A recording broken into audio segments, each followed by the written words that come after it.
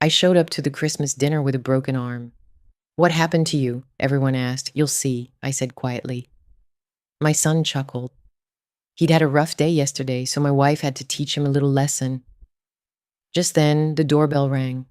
I pulled out my voice recorder, smiled, and opened the door. Officer, please come in. Where are you watching from today? Leave your location in the comments, and be sure to like and subscribe to the channel. But let me tell you how we got to this moment, because this story began 2 years ago when I was still an idiot who believed that family was everything. My name is Clara Davies, I'm 52, and until recently I thought I was a lucky woman.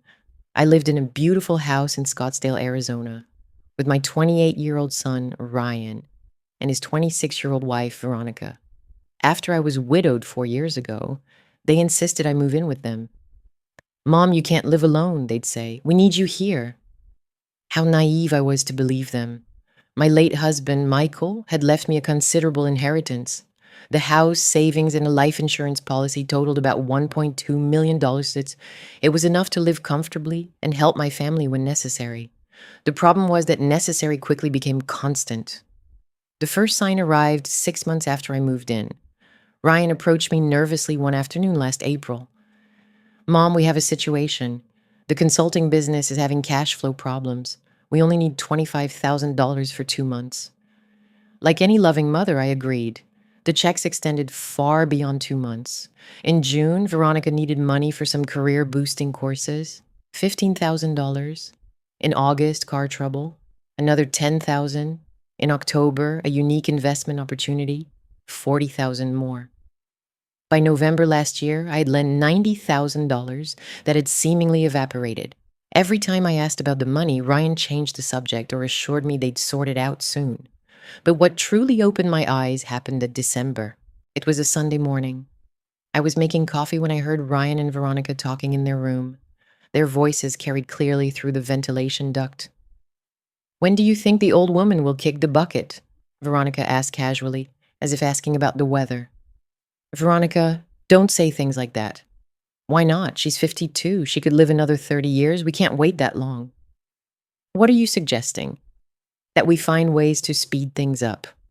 Or at least ensure that when the time comes, everything is legally sorted out. I froze by the coffee maker. My own daughter-in-law was talking about my death as if it were a financial inconvenience. I can't believe you're saying this, Ryan mumbled. Ryan, how much money have we gotten from her already? 90,000. But how much more can we get without her suspecting? I don't know, maybe another 60, 80,000. And then what? Do we wait for her to die naturally while we pay rent on that dump downtown? While we watch her waste our money on nonsense? Our money. As if they had worked a single day to earn it. That conversation changed everything. I crept back up to my room and for the first time in months locked the door. I needed time to process what I had heard and decide what to do. Because one thing was certain, Clara Davies was not going to sit around waiting for her own family to plan her demise. Over the next few weeks, I watched Ryan and Veronica with new eyes. Every smile, every, "How are you doing this morning, Mom?" now sounded fake. It was like living with actors who were playing the role of a loving family. In January of this year, I decided to do something I hadn't done since I moved in. Review my finances completely alone. I told Ryan I had a doctor's appointment and went to the bank instead. Leo Harrison, my financial advisor, greeted me with surprise. "Mrs. Davies, I haven't seen you without Ryan in months." "That's precisely why I'm here, Leo. I need to review all my financial movements without anyone's help. Is there anything concerning?" "I hope not, but I want to be sure." What I discovered was worse than I imagined. In addition to the loans I consciously remembered, there were small, regular withdrawals I didn't recognize. $500 here, $1,000 there, always on Fridays when I was at my water aerobics class. "Leo, these withdrawals, I didn't authorize these." "Ma'am, they were all made with your card and your PIN. You don't remember them?" I suddenly remembered Ryan had helped me memorize my new PIN after Michael died. For emergencies, Mom. And I, trusting him, had given it to him. How much do these small withdrawals total? Over the last year, approximately $17,500. $7,500 stolen without my knowledge. Added to the $90,000 in loans, it was already $175,000. My breathing quickened. Leo, I need to make some changes immediately. I changed all my PINs. I canceled the additional cards, opened a new account at a different bank, and transferred most of my money there. I only left a minimal amount in the original account so as not to immediately raise suspicion. When I got home that afternoon, Ryan was waiting in the kitchen with a smile that now seemed sinister. How was the doctor, Mom? Fine, son. Everything normal for my age. Are you sure? You look a little upset. It was incredible how he had perfected the art of appearing worried when he was really just fishing for information. Just tired from the traffic. Veronica appeared from the living room. Clara, we were thinking maybe you should consider having Ryan come with you to your appointments. At your age, it's important to have support. At my age, as if 52 was synonymous with mental incompetence. Thank you, dear, but I can handle my affairs perfectly. Of course you can, Ryan quickly said, but we worry about you. That night, lying in bed, I reflected on my situation. I was living with two people who had stolen over $107,500 from me and casually spoke of my death as if it were a business transaction. The old Clara would have confronted Ryan directly. She would have cried. She would have pleaded for explanations. But that Clara had died in the kitchen when I overheard that conversation. The new Clara was smarter, more calculating, and she had decided that if they wanted to play the game of stealing and manipulating, she could play too. Only she was much better at these games than they imagined. The next day, I began my own investigation plan. I discreetly hired a private investigator to look into Ryan and Veronica's finances. I needed to know exactly what they were spending my money on, because if they were going to treat me like an enemy, they would discover they had severely underestimated their opponent. The private investigator I hired was named Frank Reynolds. He was a man in his 50s, a former police officer, with that direct way of speaking that inspired confidence. Mrs. Davies, what exactly do you need to know? Everything. What are they spending the money they took from me on? If they have debts, if there are other people involved, I want a complete picture of their financial lives. Do you suspect anything specific? I told him about the unauthorized withdrawals and the loans that were never repaid. I didn't mention the conversation I had overheard about my death. That sounded too dramatic, even to me. It will take about 3 weeks to get complete information, Frank told me. Does your family suspect you're investigating? I don't think so, but they are smarter than I initially thought. While I waited for Frank's results, I continued my normal routine, but observing everything more carefully. I noticed things I had overlooked before. Veronica always left when I received bank statements. Ryan asked casual questions about my future financial plans. They both became nervous when I mentioned visiting an estate attorney to update my will. I also noticed they had started regularly inviting a friend of Veronica's named David Turner, a well-dressed man in his mid-30s who worked in finance, but never specified doing what exactly.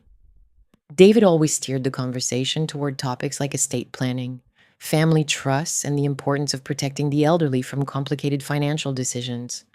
One night, during one of these dinners, David said to me, Mrs. Davies, have you considered setting up a power of attorney?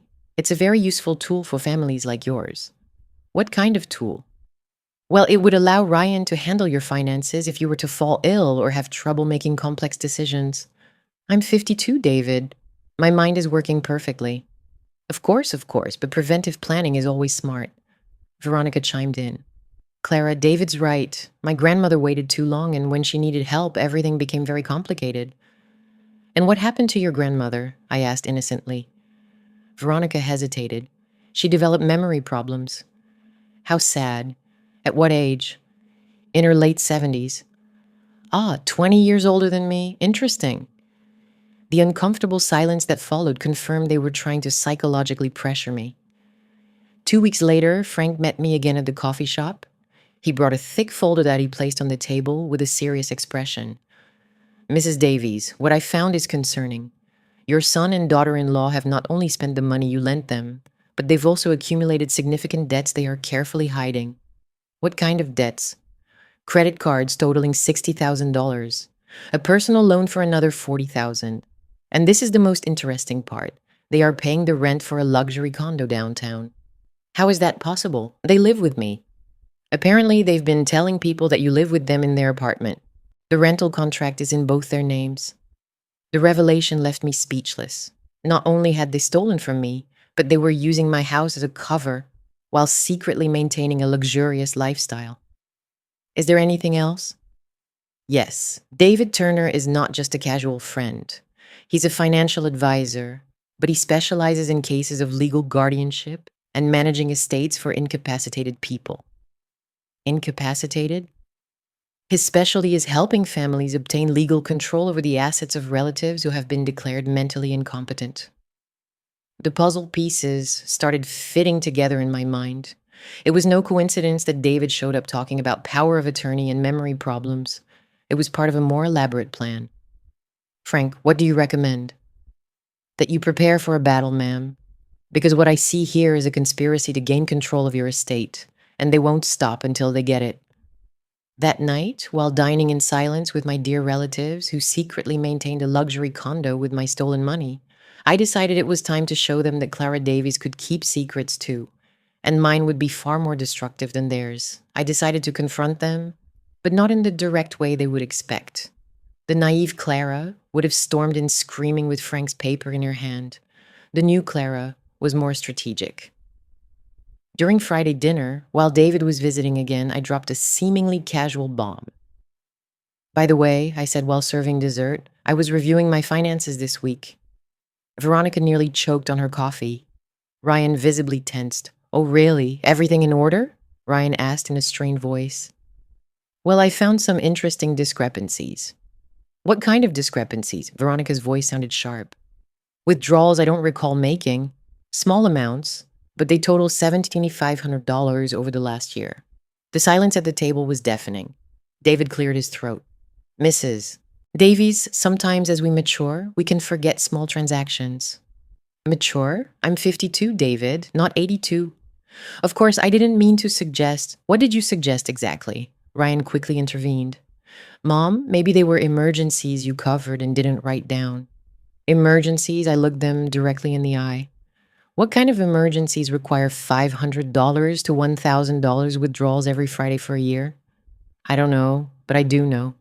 I pulled up my phone and showed a photo Frank had taken. Like this downtown condo you're apparently renting. The color completely drained from Ryan and Veronica's faces. David got up from the table. I think I should leave. This seems to be a family matter. Sit down, David. My voice had an authority I didn't know I possessed. This includes you too. Mrs. Davies, I'm not... You're a financial advisor who specializes in legal guardianship cases. Did you think I wouldn't investigate why you suddenly appeared in my home talking about power of attorney? David remained silent. Ryan looked like he was about to vomit. Mom, I can explain everything. The condo was for privacy. We're newlyweds, and living with you is sometimes complicated, inconvenient. It's not that. It's just that, Ryan, you have stolen $17,500 from me between unpaid loans and unauthorized withdrawals. You have spent my money maintaining a double life, and you brought in a specialist in declaring people incompetent to dine at my table. Veronica finally exploded. We're not stealing from you. You're our family. Family? I laughed bitterly. Family doesn't plot how to speed up the death of its members. The shock on their faces confirmed they knew exactly what I was talking about. I don't know what you're talking about, Veronica muttered. Of course you do. She's 52. She could live another 30 years. We can't wait that long. Ryan paled. You heard us. The ventilation ducts in this house carry the sound directly from your room to the kitchen. I've heard many interesting conversations. David tried to get up again, but I stopped him with a look. Where are you going, David? Didn't you want to talk about estate planning? Mrs. Davies, this is a misunderstanding. There is no misunderstanding. The three of you have conspired to rob me, manipulate me psychologically, and apparently seek ways to accelerate my death. That's not true, Ryan yelled. Then give me back my $17,500 now. We don't have it available. Of course you don't. You spent it on your secret life. I got up from the table and looked at all three of them with a calmness that surprised even me. You have two options, I told them. Option 1, you return every penny you stole from me within 30 days and leave my house forever. Option 2, I file criminal charges for fraud, theft, and conspiracy. Mom, you can't. I can and I will. And David, I suggest you get away from my family immediately, or you'll also face charges for conspiracy to commit fraud. David practically ran toward the door. Veronica followed him, muttering something about getting lawyers. Ryan remained seated with his head in his hands. Mom, I'm sorry. Everything got out of control. Did everything get out of control, or did everything go exactly as you planned? We didn't want it to be like this. Ryan, you have 30 days. I'm not negotiating. That night, for the first time in months, I slept soundly. I had drawn the battle line. Now all that remained was to see if they were smart enough to retreat or stupid enough to press forward. Something told me they would choose stupidity. The next 30 days were a silent war. Ryan and Veronica alternated between treating me with glacial coldness and desperate attempts at emotional manipulation. Mom, you're destroying your family for money, Ryan told me one morning over breakfast. You destroyed this family when you decided to steal from me, I replied without looking up from my newspaper. We didn't steal from you. We just borrowed. Without permission. That's called theft, son. We talked about this. Veronica opted for the victim strategy. She frequently cried during phone conversations loud enough for me to hear. Yes, Mom. Clara's kicking us out of the house. No, we can't do anything. Yes, she's acting very strange lately. Maybe you should talk to her. What a talented actress. Too bad her audience was so limited. On the 20th day of my ultimatum, I received an unexpected visit. It was Elaine Vickers, Veronica's mother. Clara, dear, can we talk? Of course, Elaine, come in. Elaine was an elegant woman in her 60s, with that diplomatic way of speaking that only comes from decades of social practice. Clara, I'm worried about this tension between you and the kids. The kids? Elaine, your daughter is 26 and my son is 28. You know what I mean. Veronica tells me you've had some misunderstandings about money. Misunderstandings? Is that what you call stealing $175,000? Elaine looked genuinely surprised. $175,000? Your daughter didn't tell you the amount, did she? She mentioned some family loans. Elaine, let me show you something. I pulled out all the evidence Frank had gathered.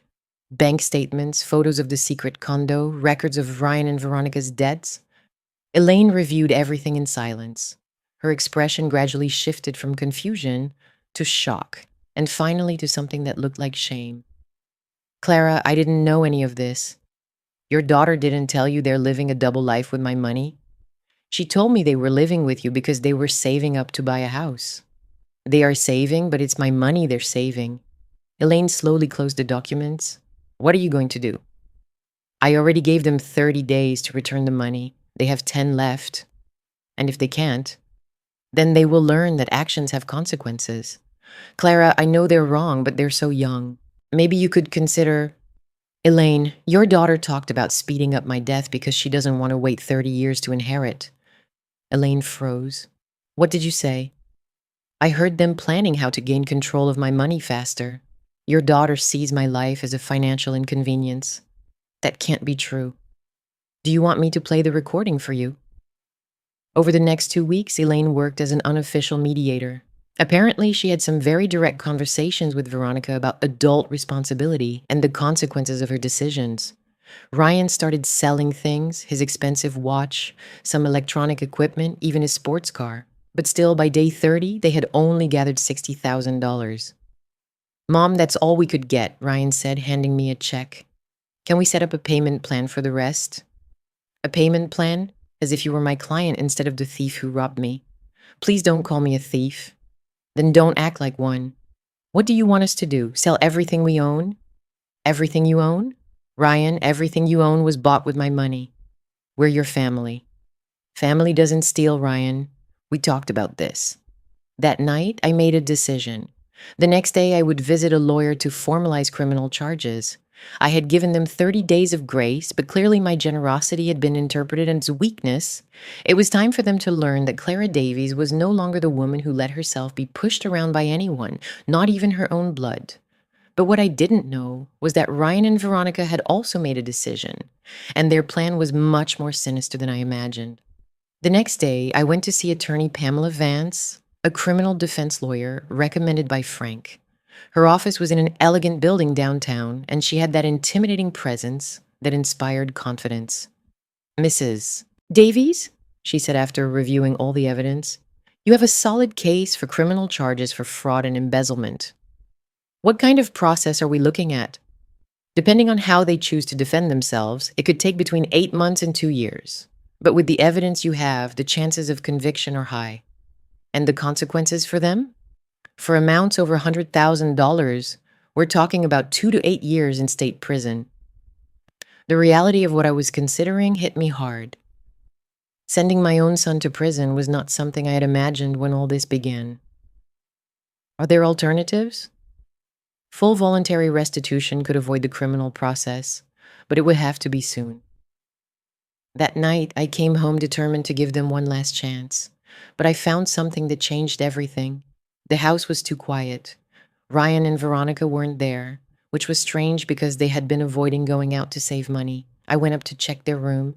The door was ajar. When I walked in, I immediately realized things were missing. A lot of clothes were gone. The drawers were practically empty. On the desk, I found several papers they had left behind. As I reviewed them, my blood ran cold. There was a quote from an attorney specializing in defense against claims of mental incompetence. I also found a copy of an application form for a forced psychiatric evaluation. But what truly terrified me was a handwritten list in Veronica's handwriting. Symptoms to document, memory loss, paranoia, erratic behavior, unfounded accusations against family, irrational financial decisions. At the end of the list was a note. David says that with 3 to 4 months of documentation, we can get the guardianship. Then everything will be ours. They were gone, but not to escape. They had left to regroup and launch a counterattack. They wanted to have me declared mentally incompetent to gain legal control of my money. I immediately called Pamela. Clara, this changes everything.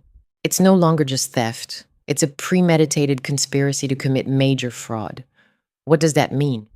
It means we can't wait anymore. We need to act immediately before they implement their plan. What do you recommend? Filing the charges tomorrow, and I also suggest you hire personal protection. Personal protection? Isn't that excessive? Clara, they are trying to have you declared mentally incompetent. If that doesn't work, they might try other things. The next day, while waiting at the district attorney's office to file the formal charges, my phone rang. It was a number I didn't recognize. Clara Davies? Yes. This is David Turner. I think we need to talk. We have nothing to talk about, David. On the contrary, I have a proposal that you should hear. What kind of proposal? One that will save you a lot of legal trouble in the future. Are you threatening me? I'm just offering a dignified way out of a complicated situation. Where are Ryan and Veronica? In a safe place, considering the threats you have made against them. Threats? Demanding they return the money they stole is a threat? Mrs. Davies, we know you've been acting impulsively lately. It's understandable. At your age, many people experience changes that affect their judgment. There it was, the plan in action. David was officially sowing the narrative of my supposed mental incompetence. David, I'm 52 and my mind works perfectly. Of course you believe that. That's precisely the nature of this kind of deterioration. Go to hell, David. I hung up the phone, but I knew this was only the beginning. They had officially declared war, and this time the weapons would be much more sophisticated than simple money theft. It was a battle for my freedom, my dignity, and my sanity, and I intended to win it.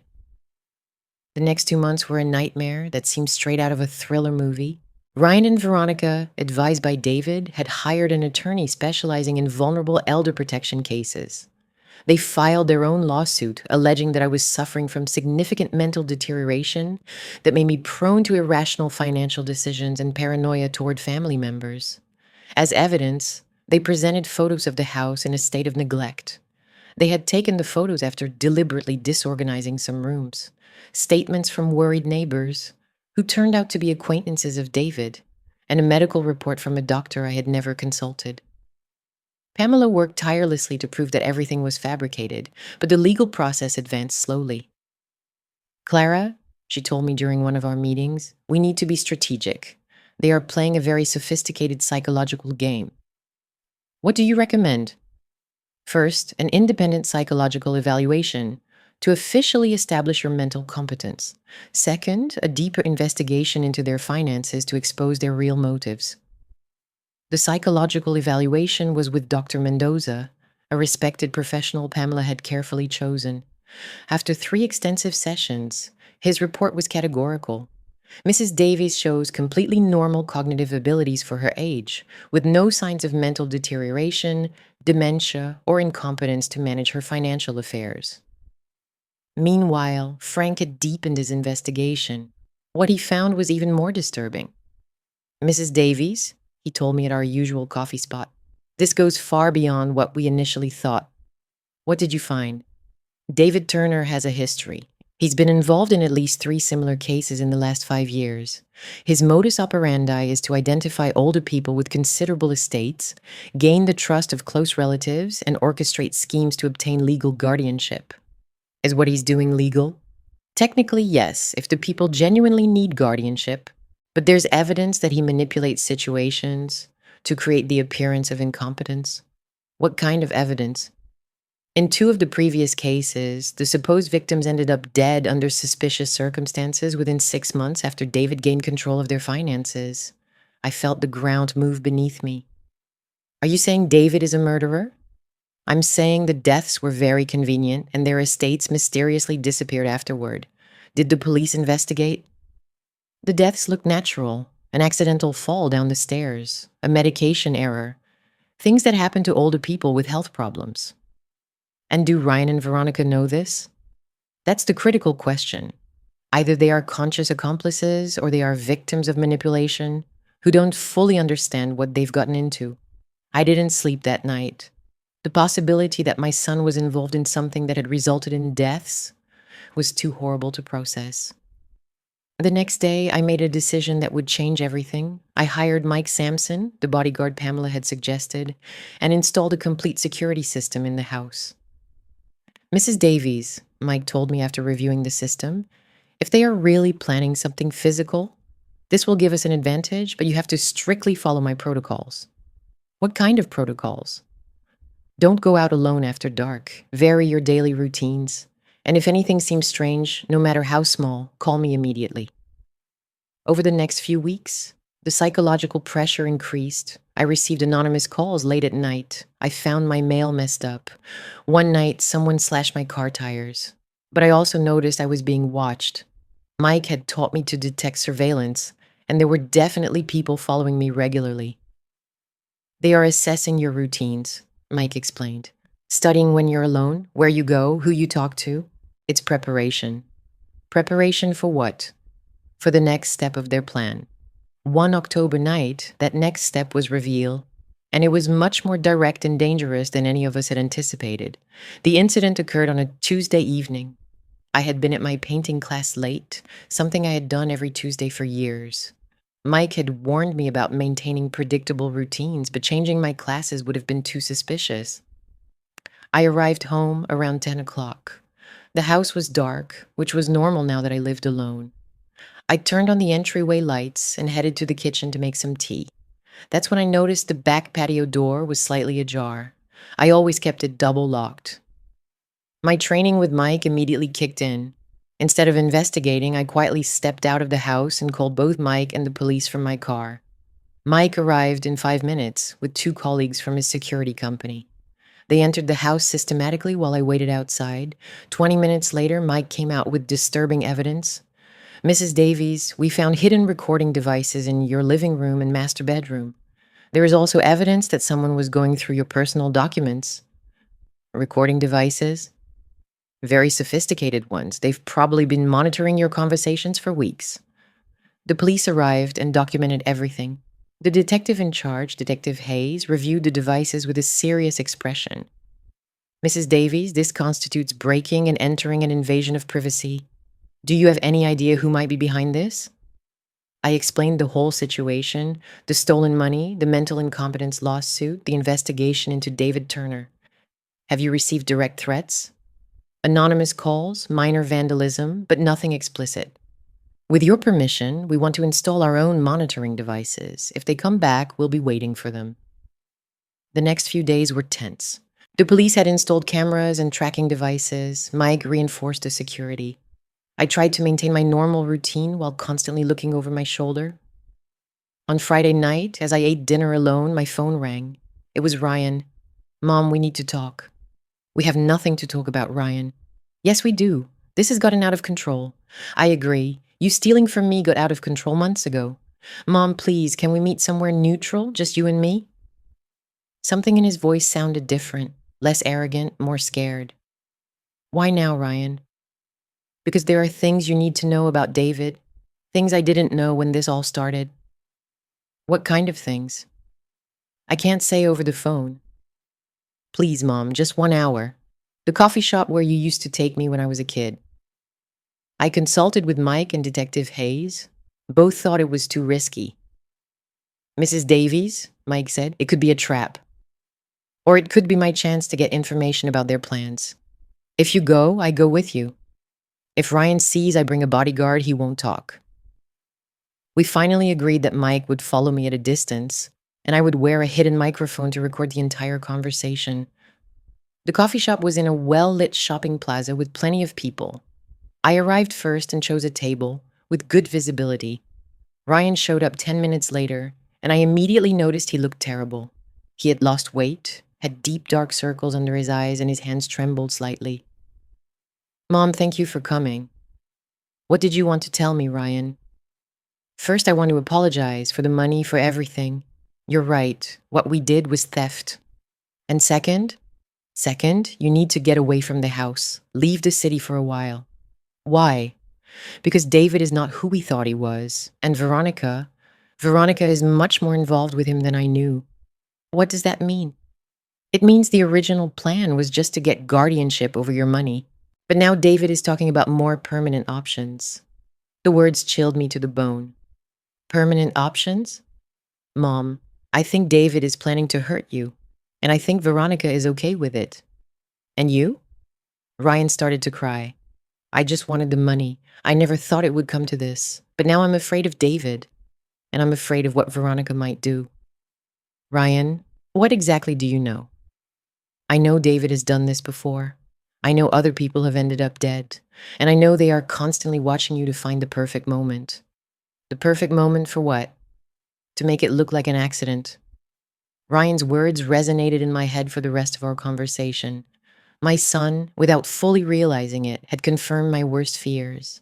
David Turner was a professional predator, and I was his next target.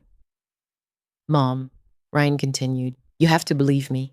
When this all started, I was just thinking about the money you owed us for taking care of you. Veronica convinced me that it was unfair, that we had to wait for you to die to have what was rightfully ours." "Rightfully yours? Ryan, I don't owe you anything. I know that now, but Veronica, she can be very persuasive.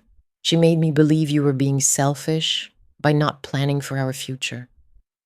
"And David, how did you meet him?"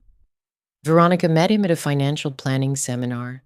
He approached her after she casually mentioned the situation with your inheritance." "He approached her? It wasn't a coincidence." "No, Mom. David specifically looks for these kinds of situations. Families with older people who have money and frustrated relatives." "What else do you know about him?" "I know he's worked with other families before. And I know all those older people ended up dead." "Does Veronica know this?" Ryan hesitated. "Not at first, but now I think she does, and she doesn't care." "What makes you think that?" "The way she talks about you. She doesn't see you as a person anymore, Mom. She sees you as an obstacle." "And you? How do you see me?" "As my mother, whom I have terribly betrayed." I spent the next few days processing Ryan's information and preparing for what was to come. Pamela had obtained a court order to officially investigate David Turner's activities. Frank was coordinating with police in other cities where David had operated before, but everyone agreed that my immediate safety was the priority. David and Veronica knew they were being investigated, which made them more dangerous. "Clara," Pamela told me during an emergency meeting, "we have solid evidence to arrest David for fraud and conspiracy, but we need more to prove the previous homicides. What do you suggest?" "That we give him the opportunity to try something with you, but under our surveillance and control." "Use me as bait?" "With all possible precautions. Mike and a full police team would be monitoring every moment. And if something goes wrong, it won't go wrong, but Clara, it's the only way to get enough evidence to stop him permanently. I accepted the plan, even though every instinct screamed it was too dangerous. But I also knew that as long as David was free, I would never be safe. The plan was simple. I would maintain my normal routine, but in controlled locations, where the police could respond instantly. If David tried something, we would catch him in the act. We didn't have to wait long. 3 days later, while I was at my painting class, in a studio that now had undercover agents, Mike alerted me through the hidden microphone I was wearing. Clara, there's movement at your house. 2 people just entered through the back door. Is it them? Affirmative, David Turner and a woman matching Veronica's description. Is Ryan with them? Negative, just the 2 of them. My heart raced. It was the moment we had been waiting for and fearing. What do we do? Keep painting normally. We'll handle this. But 20 minutes later, Mike gave me an update that changed everything. Clara, they're not stealing anything. They're installing something in your bedroom. Installing what? It looks like a delivery system for chemical substances. Very sophisticated. Chemical substances? Yes, connected to your HVAC system. If they activate it, they would be pumping toxic gases directly into your room while you sleep. The reality hit me like a hammer. They weren't planning to make my death look like an accident. They were planning to slowly murder me with poison, to make it look like a natural death from respiratory problems. Mike, how long before they finish? They're packing up now, probably 5 minutes. Are the police ready? Yes, but Clara, there's a problem. What problem? Ryan just arrived and he's carrying what looks like a handgun. The next 20 minutes were the longest of my life. Through the hidden microphone, I listened to Mike's updates while pretending to concentrate on my painting. Clara, the situation has become complicated. Ryan is arguing with David and Veronica. It seems he didn't know about the toxic gas system. What are they saying? Ryan is shouting something about this not being the plan. David is telling him to calm down. And the gun? He still has it, but it's pointed down. He seems more scared than aggressive. 10 minutes later, Mike gave me the update I was waiting for. Clara, the police are in position. They're going in 30 seconds. Stay where you are until I tell you it's safe. I heard sirens in the distance, approaching quickly. Then the sound abruptly stopped. The officers had arrived at my house. Police! Come out with your hands up! Through the microphone, I could hear shouts, running footsteps, confused orders. Don't shoot! It was Ryan's voice. I called to tell you they were here. What? I muttered. Mike clarified. It looks like Ryan did call the police. He came here to stop them, not to help them. 20 minutes later, Mike gave me authorization to return home. What I found was a scene straight out of a police movie. David Turner was handcuffed in my living room, surrounded by evidence of his poisoning system. The equipment was incredibly sophisticated. Tubes connected to my HVAC, programmable timers, and containers of gases that Detective Hayes later explained would have caused death by asphyxiation after about a week of nighttime exposure. It would have looked like a completely natural death, the detective told me. Respiratory issues in a woman your age. No one would have suspected a thing. Veronica was also handcuffed, but she showed no remorse. On the contrary, she looked at me with pure hatred when I walked in. This is your fault, she screamed. If you had just given us the money from the start, none of this would have happened. Veronica, I replied calmly, you planned to murder me. There is no amount of money that justifies that. You're a selfish old woman who won't die. Detective Hayes approached Veronica. Ma'am, I suggest you don't say anything more without a lawyer present. Ryan was sitting in a separate chair, his head in his hands. When he saw me, he began to cry. Mom, I'm sorry. I'm so sorry. When I got here and saw the equipment, I realized they were really going to kill you. What made you change your mind? I found information about David's other victims. Photos of the crime scenes, medical reports. I realized that if this worked with you, he would eventually do the same to me. Did Veronica know? Yes, and she didn't care. She told me we were partners with David, and after you died, we'd split everything equally. Including future jobs? Yes. David had a list of other targets, older people with money and ambitious relatives. In the following months, everything was resolved with an efficiency that surprised me. David Turner was arrested on 3 counts of first-degree murder, plus attempted murder in my case. The evidence we had gathered, combined with Ryan's cooperation, was enough to secure a conviction. Veronica was sentenced to 15 years for conspiracy to commit murder and attempted murder. Her defense tried to argue she had been manipulated by David, but the recordings we had clearly showed she knew exactly what they were doing. Ryan, for cooperating with the authorities and for having prevented the plan from being completed, received 5 years in prison for fraud and conspiracy. Part of me felt relieved that he was punished. Another part broke when I saw my only son in prison. On the day of his sentencing, I was allowed to speak with him briefly. "Mom," he told me, "I don't expect you to ever forgive me." "Ryan, forgiveness is something that is built over time. When you get out, if you have truly changed, maybe we can start over." "Really? You saved my life in the end. That counts for something." Now, a year later, I live alone in my house, which is finally completely mine. I completely renovated the room where they installed the poison equipment, turning it into a bright, cheerful art studio. Mercedes from the book club and other friends visit regularly. I've started traveling, something I never did when Michael was alive. Pamela has become a close friend, and occasionally we have dinner to exchange stories of interesting cases. Ryan writes me letters from prison. They are genuine, reflective letters where he talks about therapy and how he's working to understand the decisions he made. I respond, but I keep an emotional distance. Trust was lost, and rebuilding it will take years. The money they stole was fully recovered, plus interest, which is ironic because now I have more money than I did at the beginning of this whole nightmare. But the most important thing I gained wasn't money. It was the knowledge that Clara Davies is no one's victim, that I can defend myself, fight when necessary, and win battles I never imagined I would have to fight.